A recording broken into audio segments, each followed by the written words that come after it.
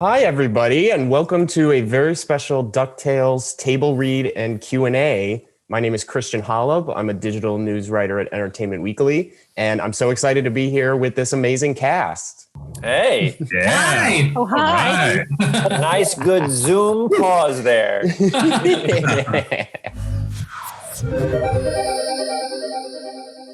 You may notice one person is missing. Unfortunately, David Tennant, the voice of Scrooge McDuck, is unable to join us today, but he did send us a special message. So let's take a look at that.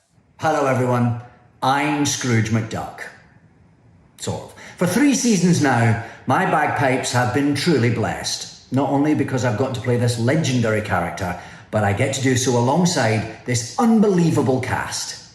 So, when I was asked to do a live table read of the series finale, I had no other choice but to say, absolutely not. Because if I never find out how the series ends, then in my mind, it's still going on, and we keep adventuring forever. So I recorded all my lines for the finale, and then used ancient method acting mind wipe techniques to completely block the series events of the finale from my memory. But hey, this season is all about legacy. So in the spirit of legacy, for this table read, I leave the role of Scrooge McDuck in the capable hands of my protege, the single most gifted and dedicated performer I've ever had the honour to work with, and my favourite member of my DuckTales family. I know you'll do me proud, as you all have. Without further ado, here they are. It's Danny Pudi, Ben Schwartz, Bobby Moynihan, Kate Micucci, Toks Olagundoye, Beck Bennett, and Paget Brewster. Woohoo! That is so what a night to finish them. Good dude. Oh, Doctor, thank you. Yeah. And I humbly accept this responsibility. Except what? You heard him, most gifted, dedicated reformer. You know, his favorite. He wants me to play Scrooge McDuck, and guys, I humbly accept. You are hilarious. Babush, you're hilarious. Nobody wants me to play Scrooge. You're talking about me in that message. Hey, guys. I can see the confusion here, and I can totally clear this up. Thank you, Danny. Thank you. Because he is clearly talking about me, I am here to play Scrooge.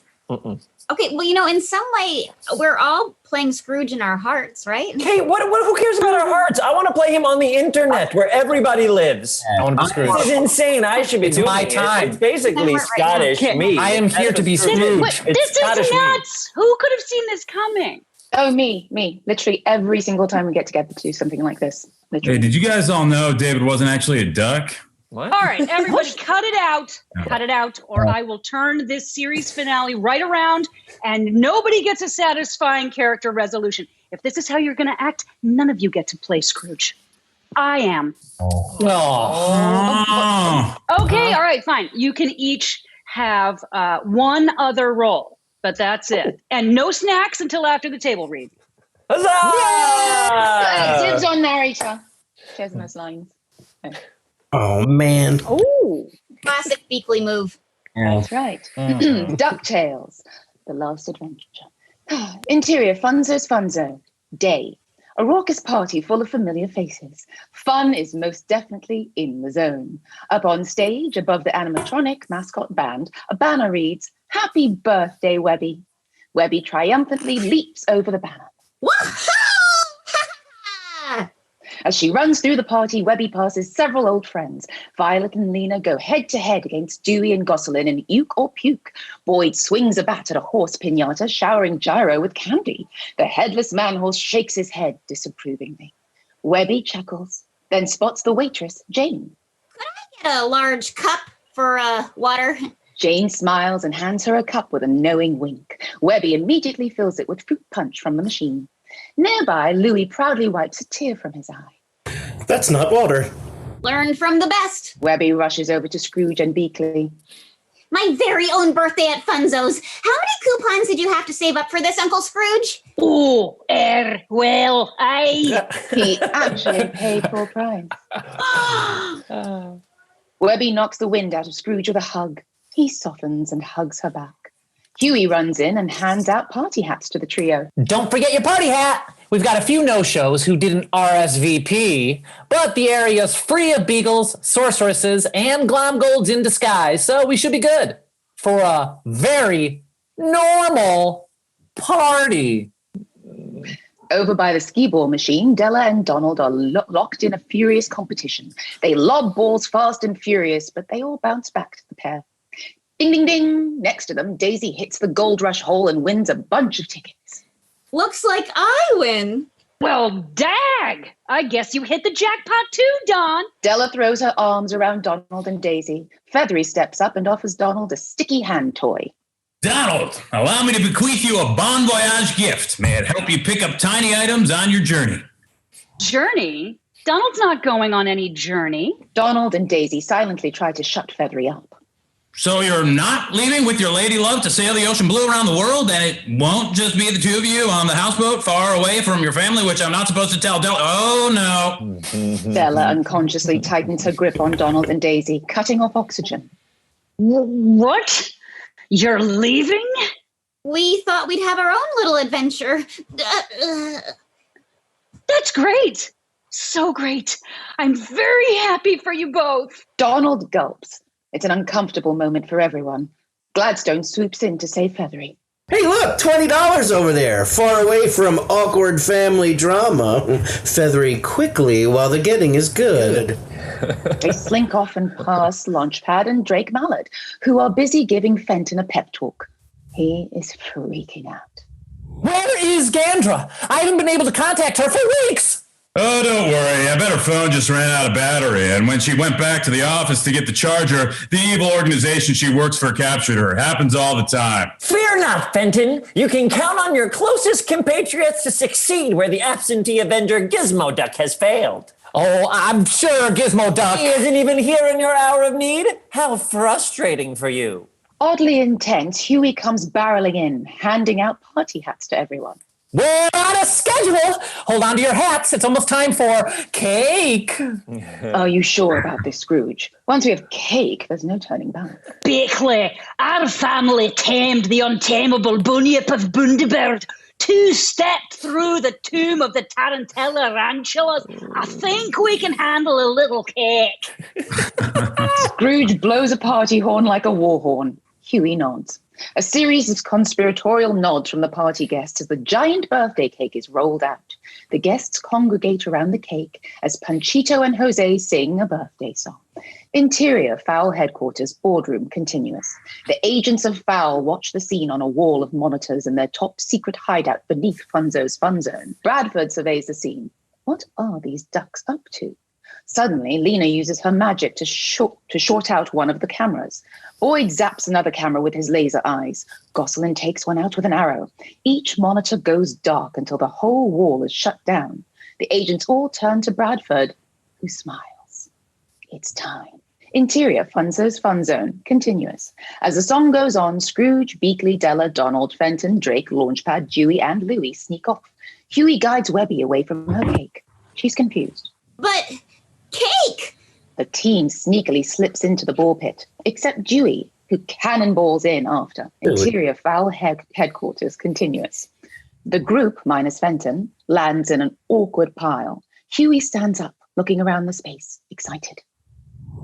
Yes, my theory was right. Wait a second. Where are we? Did you guys pay full price to throw me a fake party as an excuse for a surprise spy raid? Happy birthday, Webby! I have the best family! Party hats off, people. This place seems familiar. Everyone takes off their party hats. Each has a different part of a larger map printed on them. Huey interlocks the maps together. How'd you score a map of Fowl secret headquarters? Launchpad's been talking in his sleep lately, in a British accent for some reason. I used the JWG chapter on dream analysis to determine his warnings were actually detailed descriptions of Fowl's real-life secret lair. That's the woodchuck spirit, lad. Now, let's take down those fiendish foul foes, unless Donald has somewhere else to be. Donald rolls his eyes. Time to divide and conquer. Scrooge's team will retrieve the missing mysteries, while my team will capture Fowl. Everyone keep on your toes. Gizmo Duck touches down, landing on Darkwing's toes. Oh, sorry, Wingy. Ah, look who finally decided to show up. No gift, I see. The group splits into 2 teams and they're off. Interior foul, hallway continuous. Scrooge, Beakley, Webby, Louie, and Dewey round the corner to discover a long hallway with several doors. Webby struggles to read the map. Why is this part of the map all wet? My head sweats when I'm nervous. That's why I don't wear hats, okay? No need to worry. They probably don't even know where. A Claxton alarm goes off. Welcome, intruders. Self-destruct activated. You are doomed.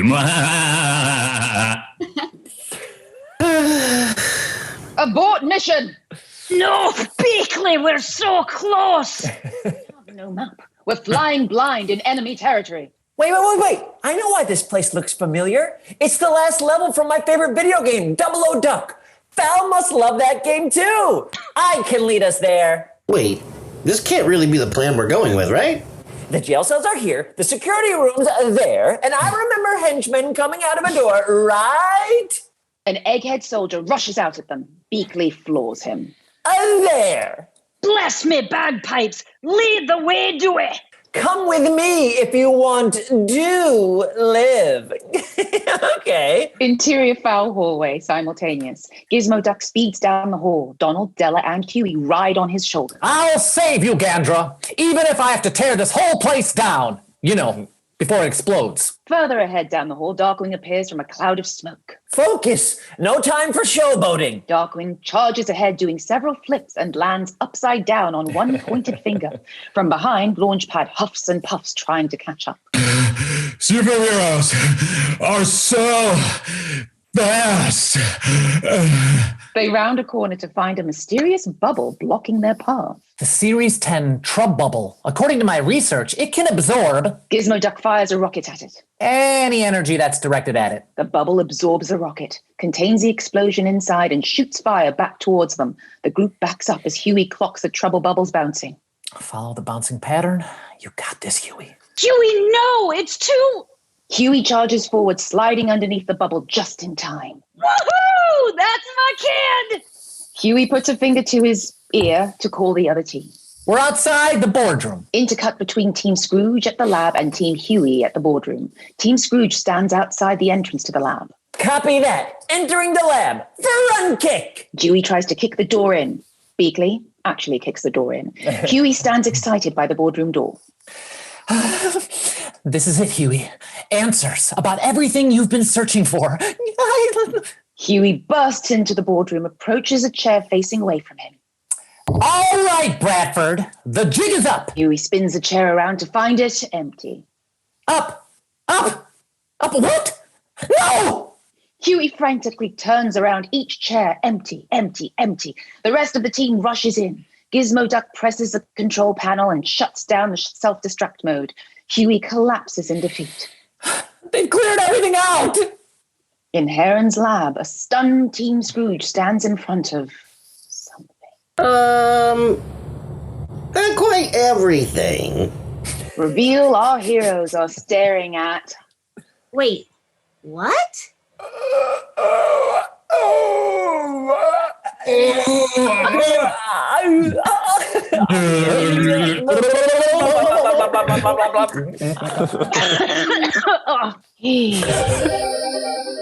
Awesome. Well, thank you guys so much for that awesome table read previewing the DuckTales series finale. Now we're going to bring in showrunners Matt Youngberg and Francisco Engones to do a little Q&A. Hi, Boston. How did we do? Why have we been animating this whole time? It could be a lot easier. I was thinking that. Well, this is the big announcement. The finale is going to be a Zoom exclusive. Oh my goodness! Yeah, Gonna have to all be like that. Okay, awesome. Well, I have some questions for you guys about the final season, about DuckTales in general, and kind of. I'll probably be asking like a couple people at a time, but everybody feel free to jump in whenever you have something to say. So I wanted to start by asking you guys, Matt and Frank, the big brains around here. Now that the show is coming to an end, a bittersweet end, I was interested, do you guys feel more like Bradford, where you've had this multi-year plan that's finally coming to fruition? Or do you feel more like Scrooge and the Ducks who just kind of make it up as they go along and have fun? I knew what I was doing the whole time. This works. Frank is the Bradford of this situation. That's not true. I'm much more. That's the dumbest thing I've ever heard. No, but it's I don't know. I think it's a little bit of both. I think we've had a lot planned. We've had a lot of things that come to fruition in this finale that we've been planning for a long time. But at the same time, I really feel like we're on the Duck side of things, where we are a bit of a family now. Like our crew, our cast, everybody has been so tight, and it's been such a great journey for us to be on. That it is a little bit like Scrooge and his family. Yeah, I mean, it's been such a wonderful collaboration amongst everybody that there's stuff that happens in the finale that we've been setting up since literally the pilot, like very first episode. But because, Matt and I work so closely together, and we work so closely together with all of the crew, our directors, our board artists, our other writers. And so things just come up, like, did I know that the headless man horse was going to be in every season finale when I wrote the pilot? I had hoped, but no, of course not. But there's like little stuff, like you come up with a character like Boyd in Happy Birthday, Doofus Drake, and he's like an incidental character for a thing, and then you have him, and then you're like, well, what if we did this story with him and Gyro in Japan and do an Astro Boy riff, and it becomes this emotional thing. So I think a lot of the great thing about working with these people, and I've said before, like, I don't know how I would have written half the stuff, all the writers would have written half the stuff without having this cast. Like at a certain point, like there was no, when you go into DuckTales, or you go into any, reboot of a thing, you have the voices of the original in your head, right? And very quickly, these were my Scrooge and Huey, Dewey, and Louie, and Webby, and Launchpad, and Beakley, and there's no other way in my head. I rewrote entire episodes once we got this amazing cast, just because there is much a part of the DNA of this show too. So in that way, it does feel like Matt said. It feels like we were all collaborating. Awesome. Well, building off that and the collaboration and how you guys feel like a family, I wanted to ask Ben, Bobby, and Danny, because you really get such a great sibling relationship from the nephews on the show. Did you guys ever record episodes together, or how did you kind of build out the dynamic between the brothers? We didn't. I feel like we recorded one thing together of us meeting, which was actually the first time I met Danny Pudi. Yeah. And I think the three, we had like a beautiful day at Disneyland together as well. Mm-hmm. Mm-hmm. Ben and I recorded a couple times together, but that stopped very quickly. I think. And I think they realized that time was not really of essence to us. We were just having a good time. But yeah, I got to meet Bobby on camera during a DuckTales record, and they wouldn't let me meet him until I was in full makeup and there were cameras around to capture it. So that was really exciting. Yeah. And now we're married. What a beautiful meeting though, right? It really was beautiful. I say Danny Pudi, maybe one of the people I have spent the least amount of time with in my life that I love the most. Oh, that's a great line. It's mutual. It's a feeling is very mutual. Yeah.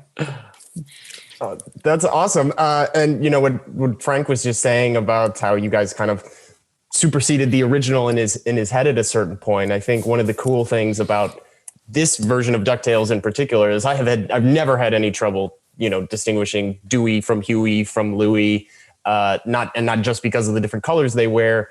What would you guys say are kind of the traits that distinguish your character from his brothers? I think Dewey has that thick Australian accent. So like anytime you hear Dewey's thick Australian accent, here he comes. That's how I know. That's the only way I know, actually. And he's always talking about how cool telephone and clamshells are. So like anytime you hear like a really sweet clamshell, for me, my guy Dewey is like the adventurer. He's the middle child who wants to stand out very badly, and will do anything to stand out until Frank and Matt write the heart of why he's standing out and why he wants people to look at him and adore him and stuff like that. So that's kind of the drive that I had going into Dewey, the person that's always trying to make a big deal out of things and cannot wait to jump without even thinking, just jump. I think for me, Hubert is the oldest. On the outside, he might be the most logical or mature, but he is always about to scream, and he carries a book in his hat. So that tells you a little bit about him. Louis a greedy little jerk, and he's the one that's going to leave you behind, but he'll make $1 off of it. But he means well. Awesome. Well, Paget, I kind of wanted to ask you, since we didn't really get to meet Della until part of the way through season 2, and you know, one of the cool things about that is that in that great first episode, whatever happened to Della Duck, you can see bits and pieces of Huey, Dewey, and Louie's personality kind of in her. And I was wondering for you, you know, did you look at Ben, Bobby, Danny's performances, or how the show had gone to try to fit in her shoes? Oh, actually, no, I hadn't seen it. I just followed. No, I did, but I don't think I successfully incorporated their character traits. I think I just did what Sam and Frank and Matt said to do. I'm not really that. I'm not that good. I was just so excited to really get to know these guys and try to figure out what they wanted and where they wanted to go and who they wanted her to be. So there was a lot of pressure, and I was scared of failing, but it was really exciting to do. And they seemed happy with what I was doing. So it was all in all a very exciting, validating experience, but I was pretty scared. It was a lot. That episode was a lot. Yeah, well, it was a nice thing because, you know, you're trying to introduce a main character in your series midway through the series after you spend a season and a half with everybody else. And so just to be able to have just that one episode where we could just like hyper focus on like, this is everything about Della. And that, I remember that report, that first Della report was magic. Like we came out of there, like, oh, okay. Feels like everything in DuckTales was like a series of like panicking about whether or not we're going to pull it off. And then one person hands in one piece of perfection and we're all like, oh, okay, that's going to be fine. We didn't mess up Della. And that was how it felt leaving the Della record, the very first one. Yeah, and I want to jump in real quick and sing Paget's praises as well, because this is like, it's no easy task to step in to like icon status, basically. Like she's the sister of Donald Duck and the mother of the nephews. Like you're stepping into a role that is like iconic. And to me, she delivered an iconic performance, which, you know, if Disney is smart, they will follow up and have Della in everything, and all based on Paget's performance through DuckTales, because she delivered. She's in the pantheon of these amazing iconic characters now. Oh, thanks. It's a relief to hear, because it's scary. I get scared over again. I know we already did it, but yeah. Thanks, guys. Awesome. Well, you know, like, yeah, Della was a long-standing mystery, certainly through season 1, that we didn't kind of get resolved until season 2. And but speaking of that cliffhanger at the end of the table read just now, it turns out that Webby and Beakley have some mysteries going on with them too. So I wanted to ask Kate and Toks, kind of without spoiling the nature of that cliffhanger we just got, you know, how did you guys kind of fill out Beakley and Webby's relationship, even without knowing all the crazy things we learn in the series finale? Well, I think kind of what Paget was saying, you know, Sam and Frank and Matt always led us in the right direction. So, yeah, but I also think, I think I don't want to give anything away. Sorry, I put you on the spot a little very bit. mysterious. I don't know, Toks. What do you think? I don't know what to say. Like, I'm just having a cat, and I'm going to get in trouble. I'm going to say the wrong thing. I will say that it was extra emotional for me because, and I'm not quite sure exactly when it was, but it was either towards the end of my pregnancy or right when I'd had my kid. And I connected to things in a very different way because of that. So it was a little bit like, ugh, for me while I was doing it. Am I going to get fired? Too late. No, I was saying Toks was not happy about recording the finale because it was a lot. She's like, I don't want to say these things. This makes me very sad. It is very emotional. Yeah, it's a mysterious emotional journey. Well put.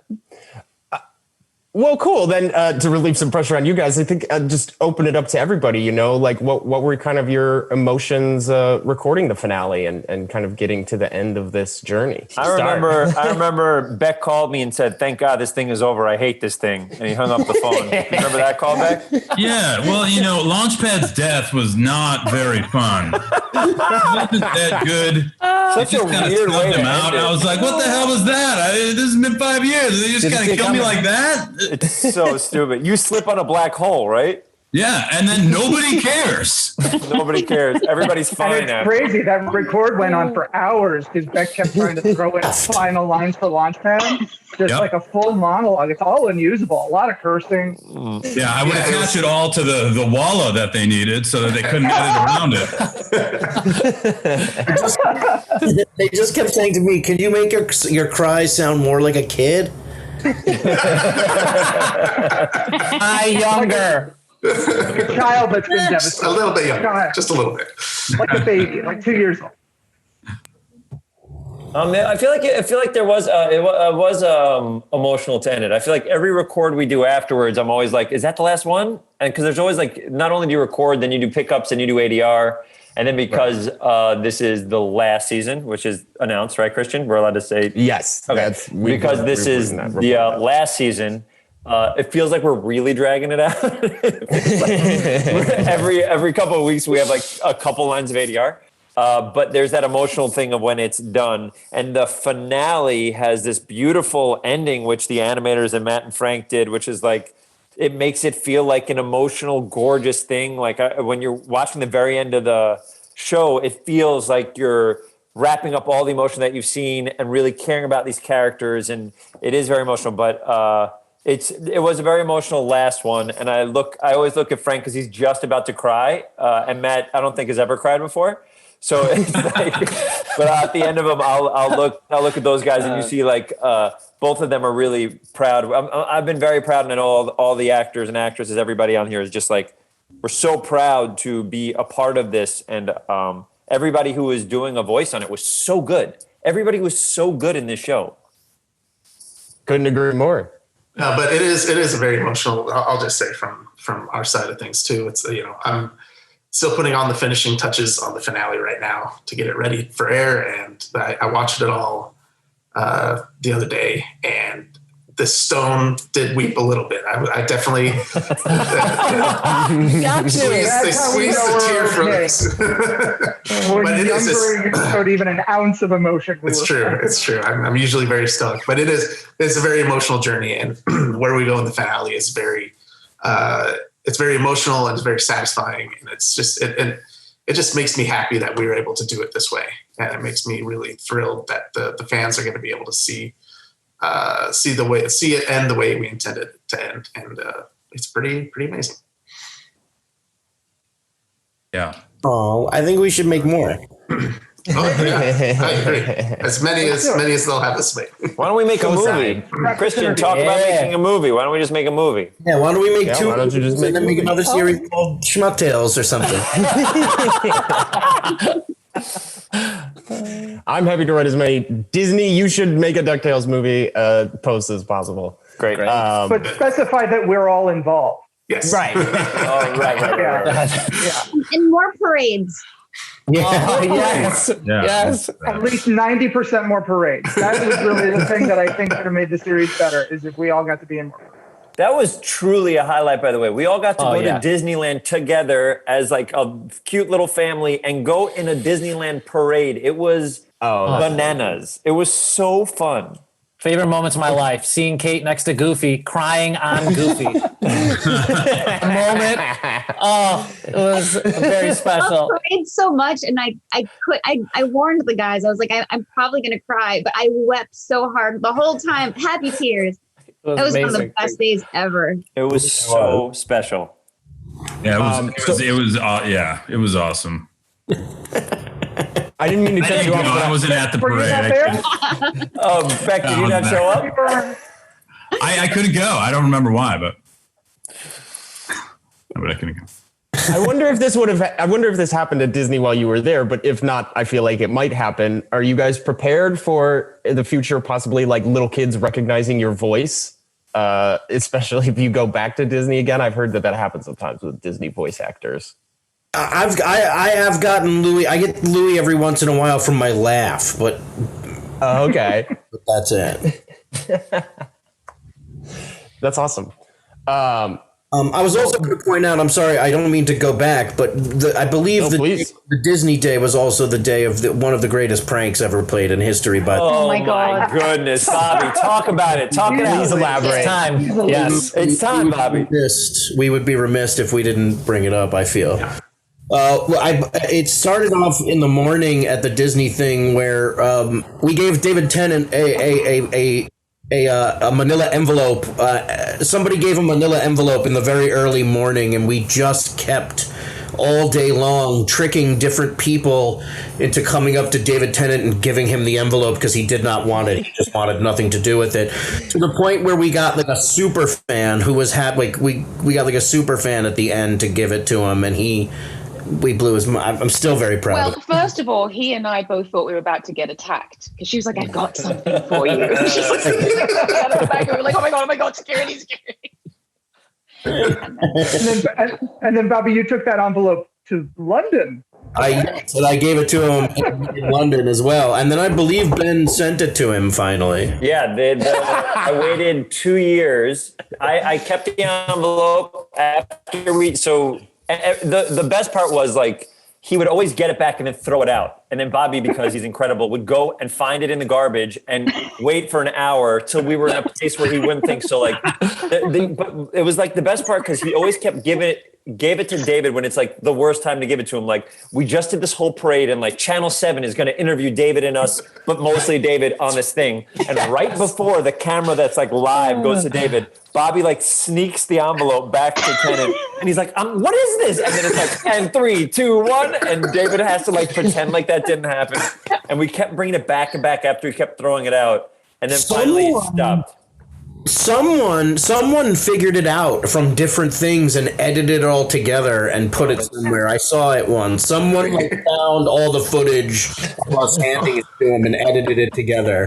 That's impressive. And then this year I did he has a show called Staged, which is done through Zoom, and I did some of it. And then I had to find out, I had to send him something for that. And instead of sending him the thing that I was supposed to send him, I had held on to that manila envelope for literally years. And found it where I'd hid it for 2 years in my place and mailed that to him instead. So when he thought he was getting something else, he got the manila envelope again and was very pleased. He has it now. It's in London right now at wherever he lives. He keeps it in his money bin. That's awesome. Well, we've seen a decent amount of season 3 so far that we can talk about. The finale won't be airing for a little bit. So Beck, I kind of wanted to ask you about Launchpad's arc, because especially by the great Darkwing episode that has already aired, it feels like he's grown so much and now is almost running his own adventure family. What's kind of your favorite part about his journey over the course of the show? Well, yeah, he does. You do see a different side of him in the Darkwing family in that world. And instead of like sort of just being thrown into situations and yelling or like figuring it out or getting it wrong in the situation, he's sort of like, he has more of a he's more of a leader, and he's encourages DW to step up for Goslin, and like he kind of is just more of a leader in the family. So that was really cool to play that dimension of him, and you could kind of see that growing throughout the season. So it really was like a seamless transition into that, but it was exciting because it was like, a lot of times Launchpad will come in and say something really funny and amazing, and this was like he got to process what was happening and help out in a different way, which was really fun. Do you have a favorite Launchpad moment from the show? Because I think the one for me in the Darkwing episode where he's like in Darkwing's lair and he's dying because this is all he's ever wanted, and he's like, "This is just like every dream I've ever had, except my hands aren't made of waffles." I just laugh at every time I think about it. I love that. I mean, I don't know. I don't think I have a favorite one that stands out, to be honest. I felt so lucky every time I read the scripts that I was in. I was laughing, and he's just such a funny, clear character to play that I was just having so much fun every time I played Launchpad. So it was a true pleasure to play in. Awesome. Yeah. Ben, Bobby, Danny, I guess I wanted to ask you, speaking of character arcs and development and stuff, what did you guys like about kind of, we had 3 seasons and each nephew kind of got 1 season to really put their arc at the forefront. What did you like about that? I didn't even know that happened. What season is everybody's season? I think it was Matt and Frank that explained this to me. Yeah. Matt and Frank, whose season is what? Ben's season 1 is Dewey's season because he's trying to figure out what happened to his mom. That's right. And he's trying to find this out. Season 2 is Louis' season, which was all about him starting Louis Inc. and trying to fit in with his adventure family. Just stuck in the world. Yeah. Season 3 was Huey's season, where he's trying to be okay with uncertainty and learn to cope with, he's got this set of treasures, and it all makes sense. He's very Junior Woodchuck guidebook oriented, and so learning to let go and embrace the family side as opposed to the straight facts of everything. And then stealthily, the series was about Kate, which we will talk more about down the line. So each of the boys had a season, and then if you pay attention to Kate and Webby and her character all the way throughout the whole series, you see how that's kind of building too. I love it. Awesome. That's why you guys are the big brains. Yeah. I did love anytime that first season, anytime I got to be emotional and really care about Della and stuff like that, wanted to see my mom. That was always so fun because you don't get to see that all that much in animated shows. So that was super fun. And then also what Paget was saying, the pressure of being Della Duck must have been, enormous because for a whole season we're like, "Mom, we have a mom. Do we have a mom?" It's just leading up to finally Paget coming in and absolutely, being incredible as that character. But I loved all that stuff because we get to have all these wacky moments, and then we get to have all these heartwarming and really when we're in the booth, try to really sell the emotion of what it would be like to not see your mom your whole life and then finally meet her. Definitely. Okay, well, I think I just wanted to wrap up by kind of asking you guys if there was anything you wanted to add or anything that you'll kind of miss most from recording the series. Well, Is there any way that we start a petition genuinely? This one started. While we all have home recording booths, right? Why can't we just do another season now? I support that. Can people just send in their fan fiction? We'll just voice their fan fiction. don't give them any ideas. I think that's gonna say fans would be so excited to hear this because I know so many people were bummed when the final season news broke. I'll say, I'm gonna miss everything. I'm gonna miss all you guys. I mean, I'm hoping this isn't the last time we ever get to work together, but it is the end of this version of DuckTales, this series, and I'm gonna miss just all of the moments we have, all the terrible jokes that Frank writes and all the terrible jokes that I edit and fix. I am being very sincere today, mate. I did a whole thing about collaboration that you emailed me. No, but sincerely. You look like a jerk up here. sincerely, I am going to miss all of it. I'm going to miss everybody. And the records are always like a highlight of the week.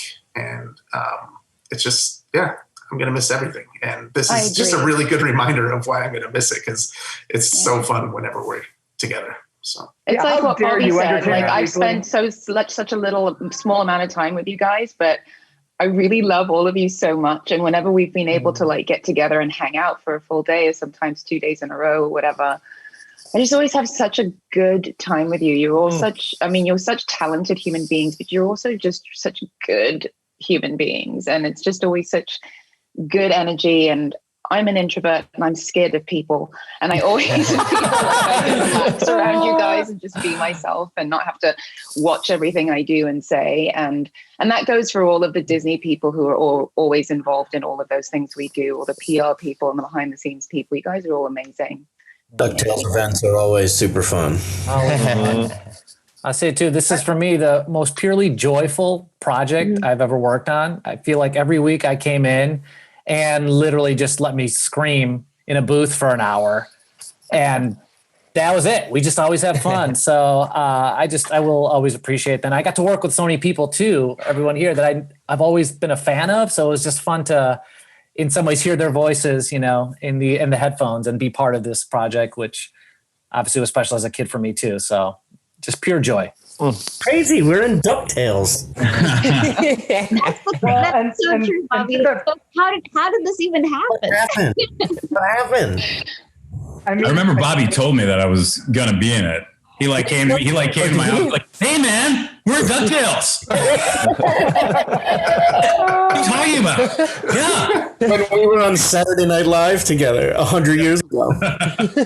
Jesus. Funny. Wow. I do remember at the beginning when there were auditions for it, I so desperately wanted to be on the show. Like when we were auditioning for it, like I so desperately wanted to be on the show just because the show meant so much to me growing up. I watched every episode growing up. It was a part of, when I was living in Riverdale, it was like part of just every day. And then when we got it, and then when we got the cast that we got, and then the scripts were incredible. The scripts were great. You enjoyed reading the scripts before you did it. The writing staff was incredible. And then Sam Riegel, who's a very famous Dungeons and Dragons player, he is also one of the most talented voice directors and directed all of us in every episode and was incredible and worked with Frank and Matt so well. And I loved it so much. And watching the episodes and then watching, I remember Bobby once said to me at the beginning, we had seen an episode and Bobby's like, "Hey, you see that we talked to Donald Duck in an episode?" You talked to Donald Duck in an episode.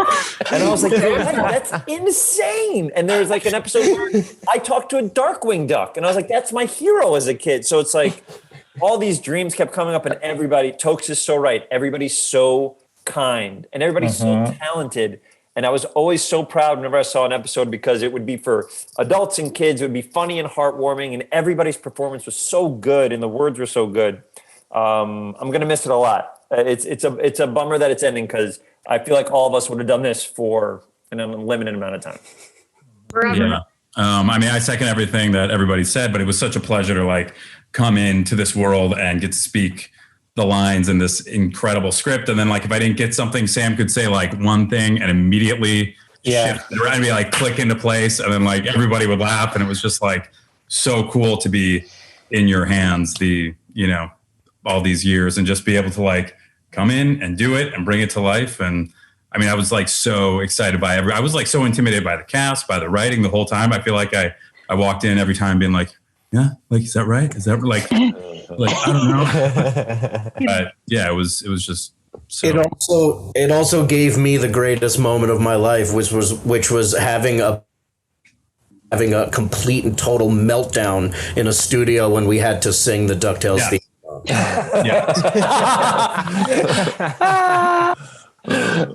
Singing in character, in the character voice was I didn't understand anything. It had nothing to make sense to me. Exploded. Well, I think, that these characters have been around a long time. We always say these characters were around before we were around. They'll be around after we are around.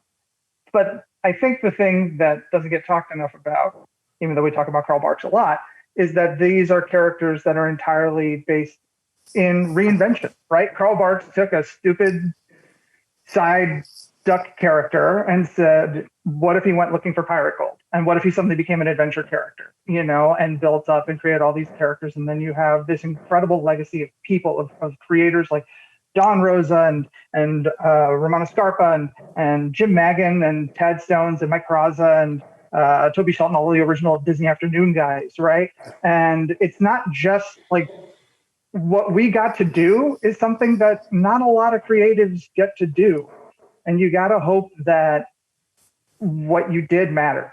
What you did mattered to kids as much as what the original thing mattered to us as kids, and to hope that, one of our big things on the show was to make it DuckTales. Not just, this is an Uncle Scrooge show. This is not just a Huey, Dewey, Louie show. It's not just, this is DuckTales and everything that implies, and hopefully codifying what that is. So when if we're lucky, like Matt said before, people will talk about Della. People will talk about Webby and Beakley and Launchpad as much a part of this epic family as we did. People will know which one is Huey, which one is Dewey, and which one is Louie, not just based on colors. They'll know them based on these performances and these characters. And that is something that I will carry with me for a very long time. So I want to thank everybody here. Oh, that's so well said. Yeah. Beautiful. Thank you. Thank you. Awesome. Well, I think that's probably a good note to end on. So I just wanted to thank you guys for doing that amazing table read and answering my silly questions. And to everybody out there watching, thanks for watching. And I hope everybody enjoys the series finale when it airs. And the movie. Cut there. And the future and the Zoom fan fiction.